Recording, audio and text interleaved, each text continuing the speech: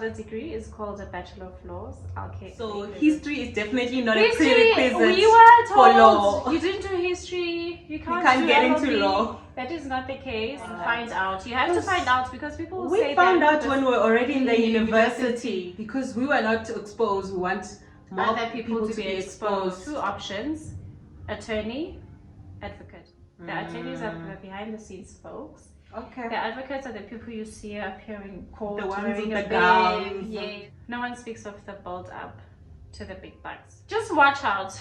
Watch out for conveyancing. Watch out for it. Let it be something you think of a lot. Please do not get married in community of property. Why?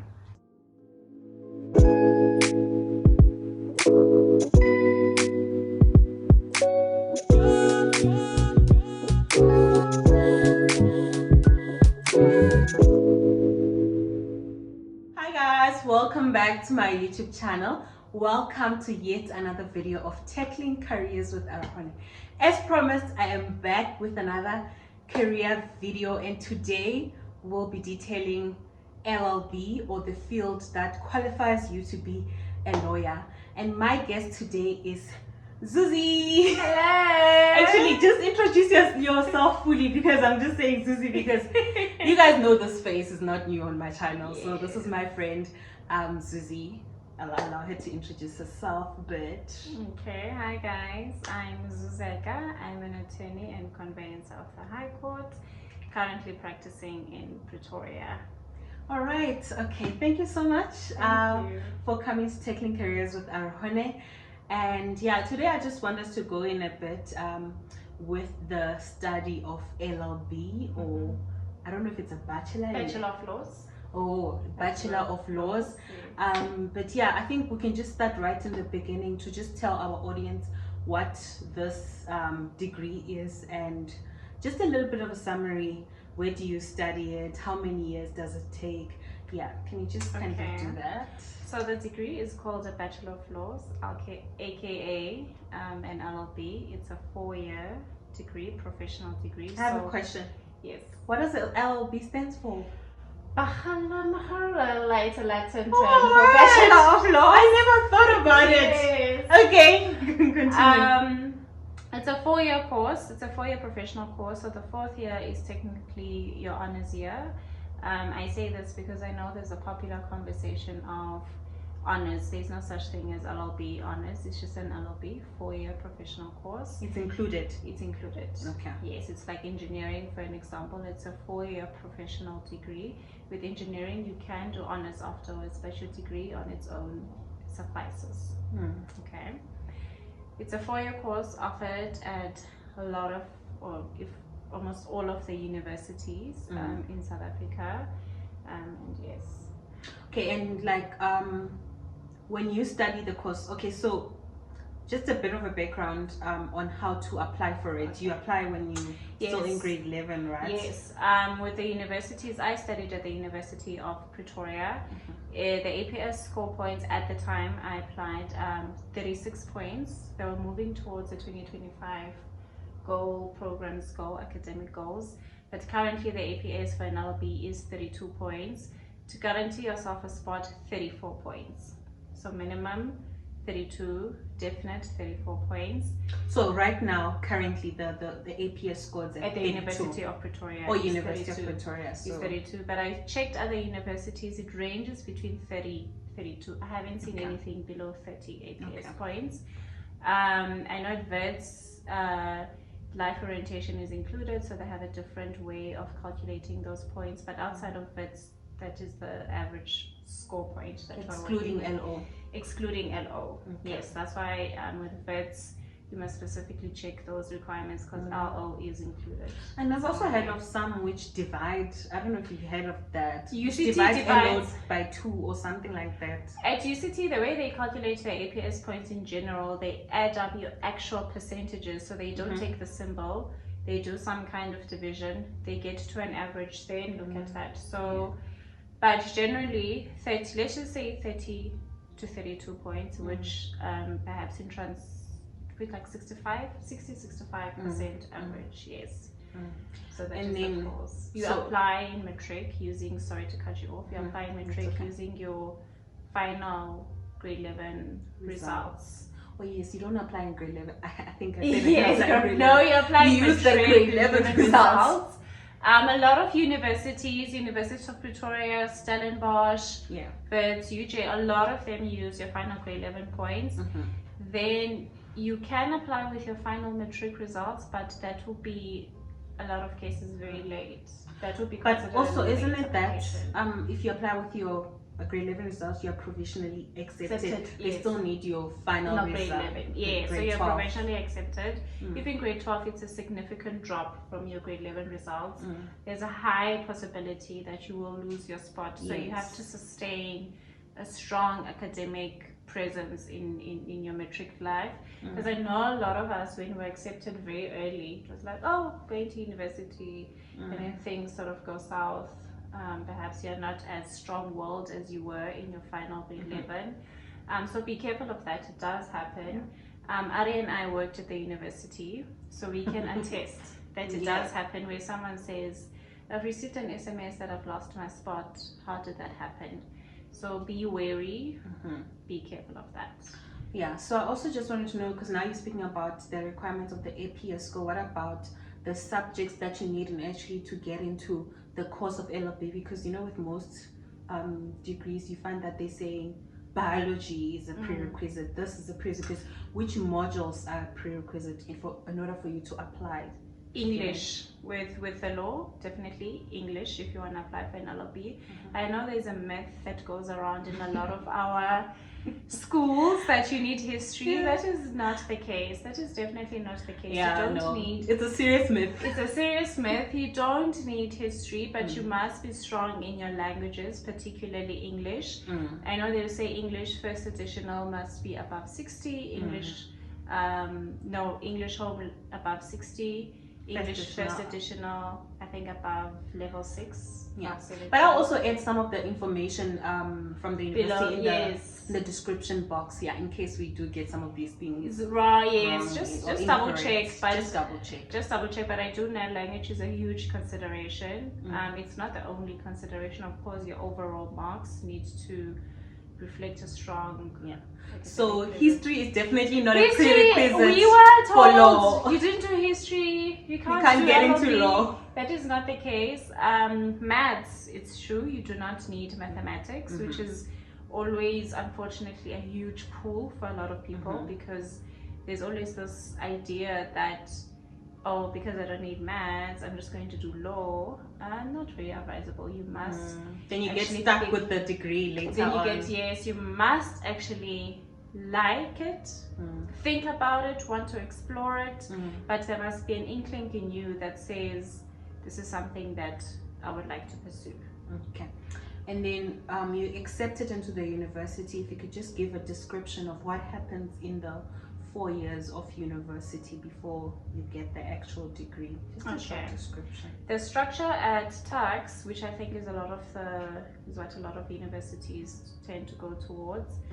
The first 3 years is very theory based, even the kinds of subject or the courses that you take, very theory. And then I know in your last year you start doing some practical exploration of the degree. It's still not really sufficient, and one could even say your first 4 years is mostly theory, but your final year does allow you to take elective modules, and those elective modules give you like a practical approach.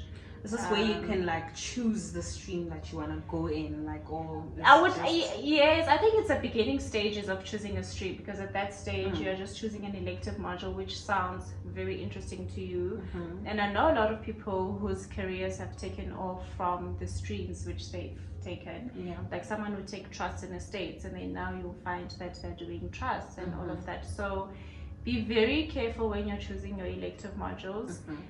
Don't go for the easy ones for the sake of passing. Go to the ones that you find are interesting. Tax law, for example, is a lot of tax practitioners that I know took the elective tax law. So it is an opportunity for people to see, oh wow, this is very interesting, and then they take it further, they take it forward. So but that happens in your final year. it's like an exploration of what is it that is out there. Also, in that final year where you choose your elective, does the university give you opportunities where you can network with certain companies, or where you can work within, I don't know, that are related to those electives? Are there any opportunities in that final year? Let me say during my year, not really. I also studied, my last year was a bit of a chaotic year. There was a lot of protest action at the time, so perhaps that's affected it. But to date, I don't know of any, and I'm yet to hear of any such opportunities. But I do know, though, that when you take your elective modules, the professors or your lecturers would ask distinguished people in that field to come and give lectures. That's the most that I would know. So which is an opportunity in itself. So let me put it like that. So perhaps the opportunity can present itself a bit more differently, in that you would get spoken to by people who are distinguished and have been in practice in that specific field or area of law, which is your elective module. Also in final year, that's when you do your mini dissertation. That is the ultimate writing test, if I should call it. I always feel like in hindsight, I understand what it sought to do, everything that you had learned.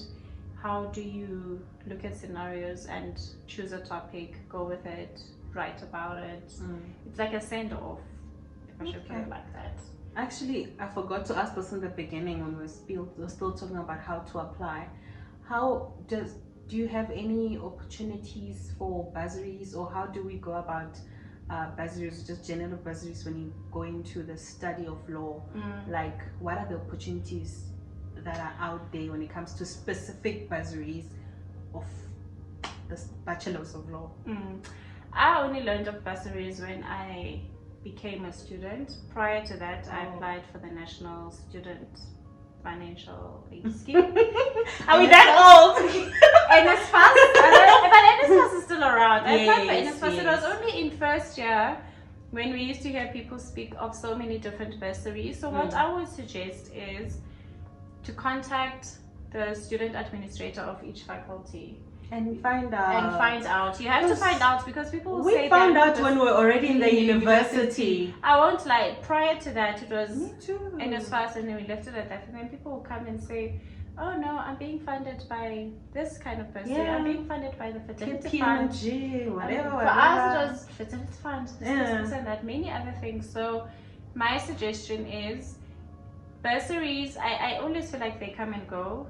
Sometimes depending on the needs of the person offering the bursary. So the best thing you can do for yourself is day one, day two, or first week. I also just always feel like the information is not always out there when you're still in high school. It's not always out there, and you will be surprised that even municipalities, our local government institutions, offer bursaries. Yes, it's information that I found out at the time that I'm being funded by XYZ municipality for my course. So look out for that. Ask the relevant information. Please. And I would suggest that your search command, when you are looking for bursaries, mustn't just say LLB bursaries. Say bursaries. Yes. Widen the search. Click the bursaries. You will find, okay, these are the fields of law, and then bam, law. Exactly. So I do think sometimes, and I understand why someone would want their search command to be focused on what they need, but move away from it. Just say bursaries, university 2024, something like that, and explore. Go through all the bursaries that you see. Look for law. You'll be surprised. Because some of them are not specific in terms of we only want law students. I think I also learned about another one, which is also a government one, National Skills Fund. Only when I was in university. NSF.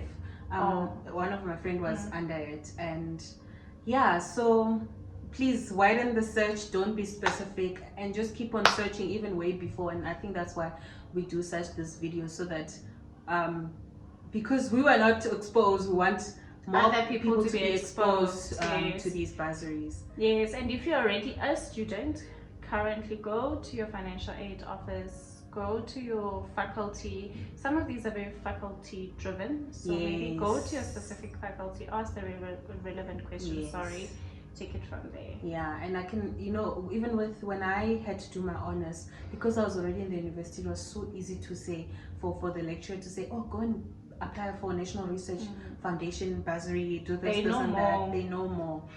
Anyways, I also want to know, now that you have the degree, what happens? You've got a bachelor's of law. I want to say Bachelor of LLB, but it doesn't even sound right. Bachelor of Laws. What happens now? Do I go into the working space? What do I do with the degree? Okay, so now you have your Bachelor of Laws and you want to be a practicing somebody. Let's put it like that, a professional practicing attorney or advocate. Two options: attorney, advocate. The first option, being an attorney, this is when you do what is popularly known as your articles of clerkship. You do your articles at a law firm for a period of 2 years or 1 year if you do your practical legal training. Okay. So 2 years at a firm under the guidance or tutelage of a director, or known as a principal, or 1 year, same thing, law firm under the tutelage of a director, but then you need to have done your 6-month course, practical legal training. At not all universities offer it. I know University of Pretoria and UNISA offer it. I can't speak for other options, so you must research, because I know some universities have also started to gradually offer the 6-month program. Okay. 6 months. Then after that, during your article period, you write 4 board exams. Okay, there's actually exams. There are exams that you cannot run away from. 4 board exams. You must write them. You cannot circumvent them unless you show good cause to the LPC as to why. It's only under extenuating circumstances. But for everybody, 4 board exams that must be written during that period. As you know, life happens. It does sometimes overlap after your article period. But for the purposes of securing employment, try and write and pass your board exams within your period of articles. All right. The next option, you were still detailing the different options that you can take after the LLB. If you have the LLB itself, what else can you do with it? Can you use it without going to articles? Or let me maybe wrap up the attorney advocate. So firstly, or let's call our first umbrella the professional practice or admission. So you're done with your attorney. After that, you get admitted. Okay. Number 2, you can go through the advocacy route. This is when you do your pupillage for a period of 1 year and under the National Bar Association. Each province, save for Northern Cape, I think, and Northwest, has their own Gauteng Bar Association. That is when you can do your pupillage. Then when you do your pupillage, you need to have a mentor, another advocate who's been in practice for, I think it's a period exceeding 3 years. They then guide you throughout that 1 year, and in that 1 year, under the new rules, you write 10 board exams, 5 under the Bar Council, 5 under the National Examination Board or something like that. 1 year pupillage under another advocate. This is when you go to court, you explore basically the entire life of what it means to be an advocate. So then you get admitted. And then you get admitted as an advocate. Okay, before I ask any further questions, is there anything you can do with just a law degree, like without being a candidate attorney? That would be the second umbrella. That would be the second umbrella. A lot of people do get legal advisory positions. So you would basically be an in-house assistant to someone in your company. A lot of companies, before you even get to attorneys, would have their own legal departments. That is when a person with an LLB can work. It's also mostly administrative. If it's what you want, it's also a good option. You can work at a municipality in their own legal department, but in summary, it's working for an entity or corporation in that specific legal department. But I have noticed a trend. At the time when I was applying, then LLB would be sufficient, but I see now a lot of jobs would require an admission of some kind. But if you cannot for some reason pursue your articles, that is an option which to pursue. Okay, but it is advisable to be admitted, yes. To be admitted via the candidate attorney route or yes, pupillage route. It is. I think for the purposes of securing a job, it would be the best option. I do think the legal departments, it's also good. I mean, I know people who would work within the department of a specific state entity. They would earn good. They would earn good. They can make a comfortable livings. But that one I don't want to conclusively speak on. I'm just speaking of examples of people I know who finished their LLB, went to go work. I know the Road Accident Fund.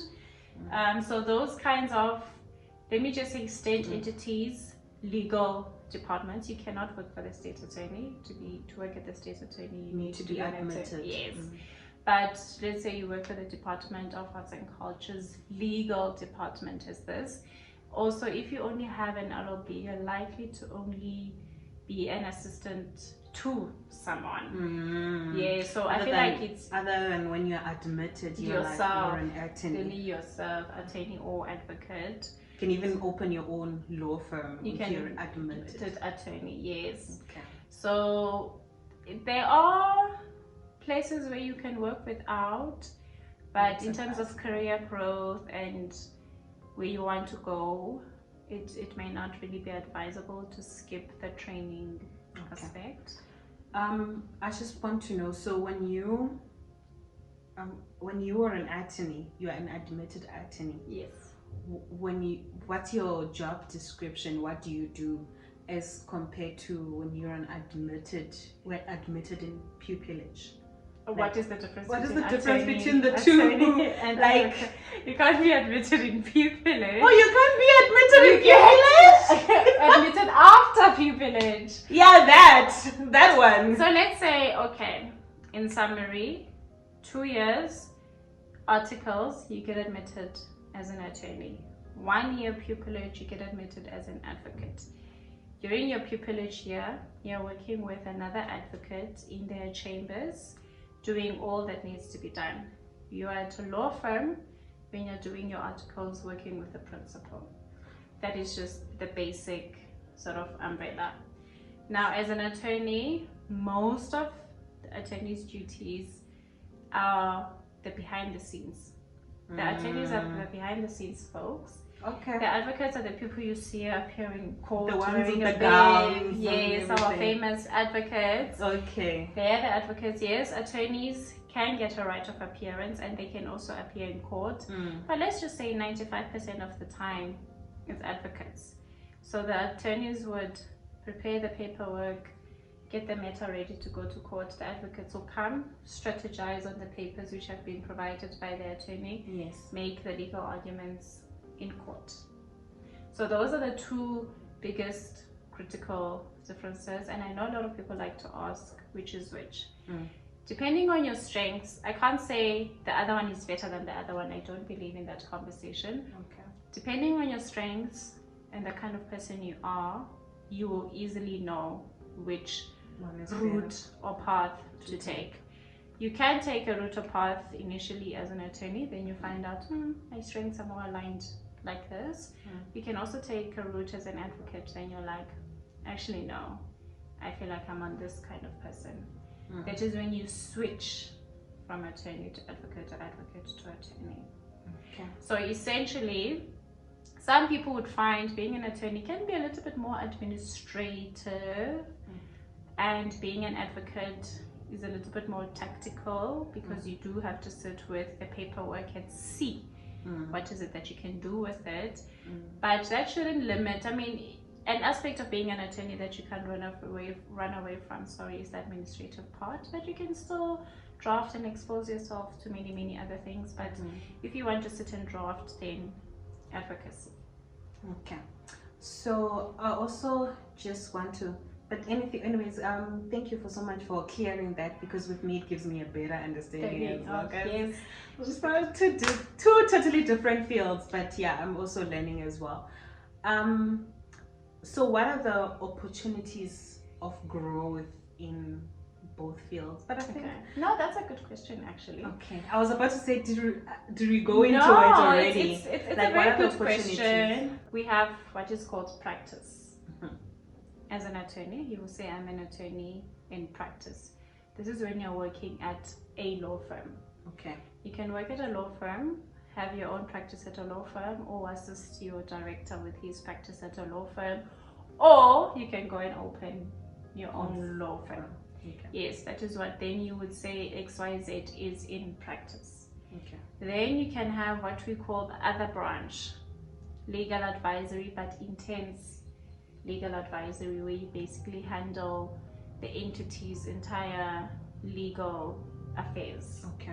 Yes. This is when you speak about the banks and everything. The banks. Then you would work at a bank. You would work at Nissan. Any company. Any company, essentially. Okay. And this is where the LLB students would also fit in, maybe more as LLB graduates, maybe more as the assistants. But if you're a qualified attorney, you can be the head legal advisor or director of that company. Okay. Yes. And then in advocacy? In advocacy, I don't want to call it limited, but it is, after that you just practice straight as an advocate. You appear in Are you under someone? No, as an advocate it's your own brand, your own name, your own everything. I don't know if people can hear it on the video. There's an ice cream car passing. But anyways, yeah, you can continue. I was asking, as an advocate, what are the... As an advocate, you practice as an advocate. Yes. And then you're not under anyone. Yeah, you're not under anyone, but you do sit in specific chambers. There are many chambers across South Africa that you can choose to sit in, but you practice for your own account, as they call it. So there is some noise. You basically practice for your own account. Who calls you for a job? The attorney. The attorney. What if the attorney doesn't call you for a job? Then you don't have a job. Then you would struggle to get briefs. Yes, that is the biggest issue that advocates struggle with, getting work. That's why advocates network the most, because you need to interact with attorneys. But funny enough, a lot of advocates would say, an attorney scrolled through our website, saw my name and phoned me. So yeah, that also does happen. But yeah, so those are the two that calling you are in practice. Yeah. 3 favorite things you like about your profession, and 1 thing that you don't really like the most. Yeah, but you can bear it, so that's why you're still there. But yes, the first thing that I like is thinking on my feet. I think the way anything can change when you work at a law firm is incredible. You can plan your day, get there, everything just zoops. You have to, your day just goes out the window. You must think around it, what to do, come up with solutions now. And you enjoy that? Yes, it is very now orientated. What do I do now? Sometimes so many things are out of your hands because you work with a lot of different people, court staff, sheriffs, this, that. And there's only so much you can do in a particular circumstance. And then the problem is presented now. You cannot just do this. You actually have to intentionally find a solution, and most of the time now.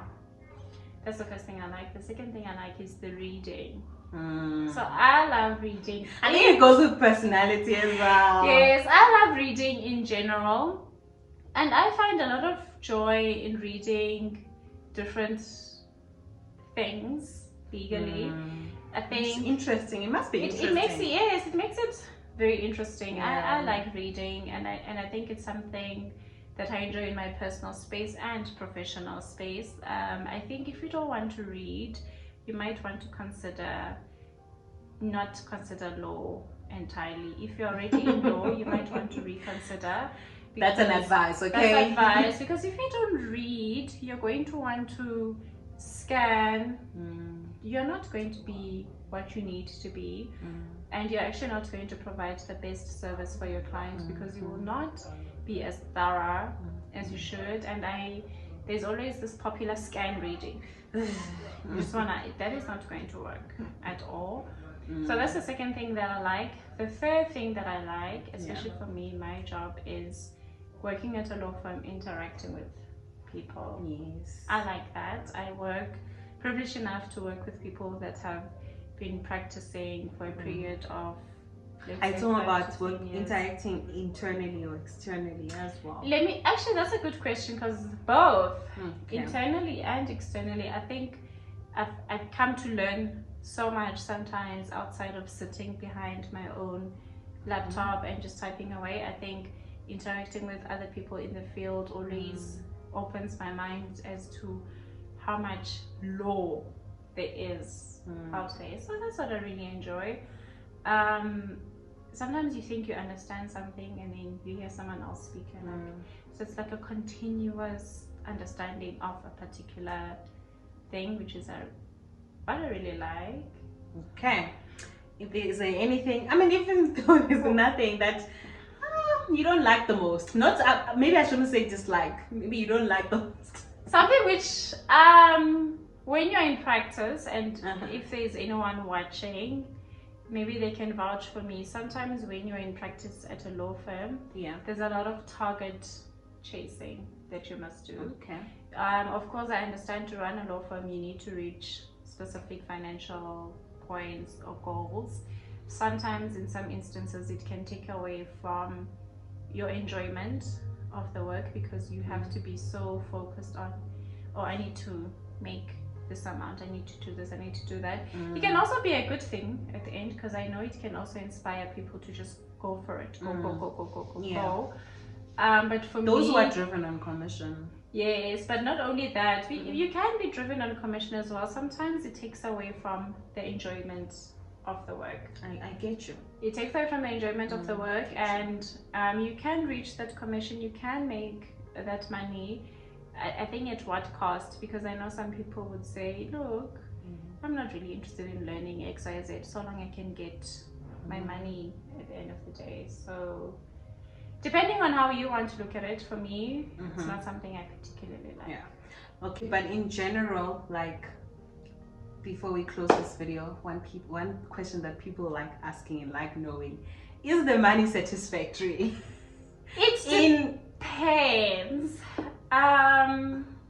For me, maybe we'll make another video for this. I'm also a conveyancer. There's many ways you can actually there are lots of ways in which you can get income as an attorney.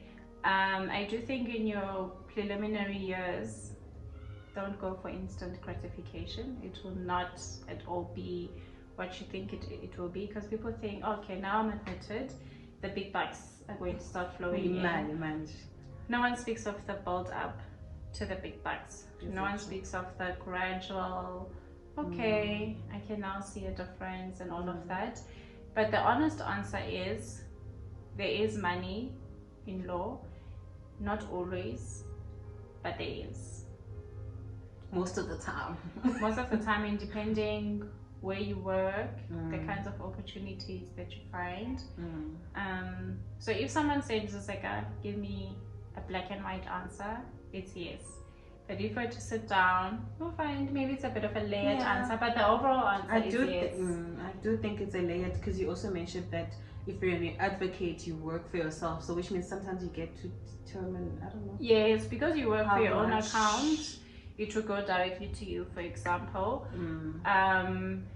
which is a big pro, but a big con of that is it can change, it can fluctuate, as opposed to being an attorney, which is a bit more of a stable, steady, monthly guaranteed source of income. I will say, to be an attorney, please do write your conveyancing examinations. I'm not going to sit and it's gonna help. Not lie. You conveyancing, there is the potential of making money. Do that for yourself. Yeah. So do you have any like final words to just add on regarding law before we end the video? I do. I have final words for those that are currently pursuing their LLBs. I have final words for candidate attorneys as well. Okay. If you are currently pursuing your LLB, just hang on, hang tight, but please do not be disillusioned about what's waiting for you on the other end. I do not want to be negative, but I know a lot of us, it's like you're thinking, oh, once I'm an LLB graduate, the skies are going to open up. There's still a lot of hard work which awaits you. So that's why I'm saying hang tight. There's a lot of hard work which still must be endured. As a candidate attorney, when it's examination season, focus on your exams. I have seen a great number of people be discouraged when they do not pass their exams, and that can create a very sad cycle. So during that period, shut down. The board exam period, shut down. If you can, please write your conveyancing exams. It's going to open. She's repeating it, so it's because it's going to open it's going to open a lot of doors for you, and it will not only limit you to a law firm. You can work at a bank. You can. There are a lot of doors which I only found out as well. Conveyancing, for me, in my mind, it has to do with property. That's a summary. Immovable property. Immovable That's all you need to know. Okay. Just watch out. Watch out for conveyancing. Watch out for it. Let it be something you think of a lot. Let it be something that you explore in your mind. Please write your conveyancing exams. Right. But hang tight, guys. I actually think it can be a very fun career. I think maybe I'm at this stage, I'm very much used to the hustle and bustle, and because 2 years articles, this is my 3rd year post-admission. I just started my 3rd year post-admission, so I've started to get a feel of how it works, and it's not always easy, but it has moments of yes. Great. You know what? Before I recorded this session, I think, remember, we had to record it a couple of months back. I had asked people a few questions. I'll just check if I can find them on my phone, but otherwise, if I don't, I'm going to check now. If I don't, we'll just end it now. But someone had asked me a question, and this question was related to being married in community of property. To close, do you just have, don't look at me like that. Do you have any words regarding getting married and being married in community of property? If I do find the question, I'll just attach it, because I don't know, I lost those screenshots, but it was on Instagram when someone asked me a question related to being married in community of property. And my friend, please do not get married in community of property. Why? Please don't. I think I'm a huge I don't do family law. Let me and also, disclaimer, this is just Zuzi's advice, right, from experience. Yes, I was about to say, but it's not a disclaimer. Actually, no. It's not a disclaimer. Please don't do it. No, actually, she's so passionate about it. She is so passionate about it. Don't. And guys, you know how we grew up. Like, it's like when you don't get married in community of property, you don't love the person. You don't you love think it's me. going to fail. Number one. And how we grew up. Our parents all got married in community. Yes. Okay, number one, especially with the knowledge that we have now, and we've seen how things have happened. I think the HHP case is what true. Yes, Lerato, what true. The South Africans to this is what is happening, and since then I think it has opened people's eyes. I do think if people had the knowledge, it's something they would have been doing continuously since forever. Okay. Let me put it like that. I do think when you have the knowledge, you need to act on it. When you don't have it, you can understand. I think for me, the reason I say do not get married in community of property, I have been exposed to way too many cases where the consequences of getting married in community of property have been dire. They have been painful, they have led to a lot of strain. And I'm not saying this only in the case of divorce, because maybe people think I'm saying it because when you divorce, there's a lot that goes on. No, it's also to protect your own spouse. There's sequestration that happens. There is a business that goes south, and it affects the other party instead of the other party saving. Yes. So I mean it within that context. You do it as a protection of your finances, of your assets for both parties. You do it as a protection of just in case, just sign an ANC, don't think about it again. What's an ANC? An anti-nuptial contract.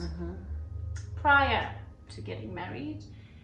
Do not, I think when you get married in community of property, you leave room to be vulnerable. You leave room for a lot of vulnerability, and that vulnerability catches up with people. And our courts are continuously developing understanding of ilobola. There's always a lot of, no, but he paid a portion. Oh, but there's no, the courts are not very clear. The courts are no longer... Sorry, I went to an event last year where I attended, and someone was saying, no, if you didn't pay fully, you are not married. Ilobola is gesture. It's a gesture. It can be a bottle of brandy. It can be 600. It's a gesture. And it's Section marriage. 3 of the Recognition of Customary Marriages Act is very specific. It does not say lobola, comma, must be paid in full. And our courts have come to interpret that as a gesture. If the intention of both parties was to marry above the age of 18, intention is to marry, there's a celebration. Celebration does not need to be a tent with matching outfits. Yes. A celebration is just a So be careful of that. It's always a tricky conversation to have, because people are like, it means I want the marriage to fail. And it's not that. It's not that. An anti-nuptial contract is a protection of yourself, also protection of the person you love and getting married to. They're saying, look, so this is after lobola, one would be advised to sign that pre-lobola. Before lobola. When he says, look, gifunyo planta. Okay. Sure. You sign that. So when you sign that, you're not married in community of property. You're not. Okay. If you do get married in community of property, you don't have to sign anything to get married in community of property. No. It doesn't. I mean, sorry, it doesn't have to be legal. You know how you can do a marriage certificate. You can go register your marriage at Home Affairs, but non-registration of your marriage at Home Affairs does not mean you're not married in community of property. So lobola is married in community of property. And you meet Section 3 requirements. You must have the intention. Yes. Above the age of 18 and a celebration. Those 3 things. Okay. Yes. Whether you choose to register it or not at Home Affairs does not nullify that. Okay. Okay. All right. There was a point I wanted to make. I think it's slipped my mind now. But yes, I wanted to say then, if you are married in community of property and you wish to change it, that's okay. Just there's a legal process that caters for couples who want to change their property regime. So you're not necessarily stuck. Yeah, I've heard a celebrity couple who went to dissolve their marriage. Like that is not advisable. That is not okay. Why? That is not ethical. When you dissolve your marriage, you tell the court there's a breakdown of the marriage as a safunuba together. It is not working out. You cannot then come. It's not the same thing as getting out of, like. It's not the same. How do you move from being married in community of property to? There's an application that you launch. Maybe I'm using the wrong word. Oh, maybe. Yeah. Let's hope so. Because if you because dissolve your I saw an article. No, then I you just don't want to mention a names. Section 21 application at court, where you ask the court specifically to change the matrimonial property system for you. You don't do it any other way other than okay. that. That's when you want to change the marriage community of property. Oh, okay. Yes. Okay. You notify your creditors. You tell the court that, look, at the time we're getting married in community of property, we did it for these reasons. Now we want to change the court. So it can be changed. 99% of the time it can be changed. It can be changed. It's not too late. It's not too late. Go for it. But anyways, thank you so much for that advice. And I actually wanted you to say that as well because I know you're very passionate about it. Like just yesterday, I screenshotted her status. I'm like, let's go. She said, don't get married in community property. And then she's like, okay, but anyways, what did you say? It's a joke or something? It's cute, do it. But anyways, I understand where she's coming from, and I just feel like with better knowledge, we can make better decisions as well. But yeah, thank you so much. Thank you. This has been lovely. This has been great. You for Good luck, teaching my everybody. people. Good luck. Please go back to that advice regarding candidate attorneys and those who are studying laws. And yeah, thank you for coming. Thank you guys. Thanks for having me. And please subscribe, like this video. If you have any comments, if you have any questions, please do put them in the comment box. And if I'll ask Suzy to come answer the questions. I will gladly. Especially if they are law related, and I think they will mostly be law related in this regard. And yeah, thank you. I'll see you guys on the next one. Bye-bye. Bye.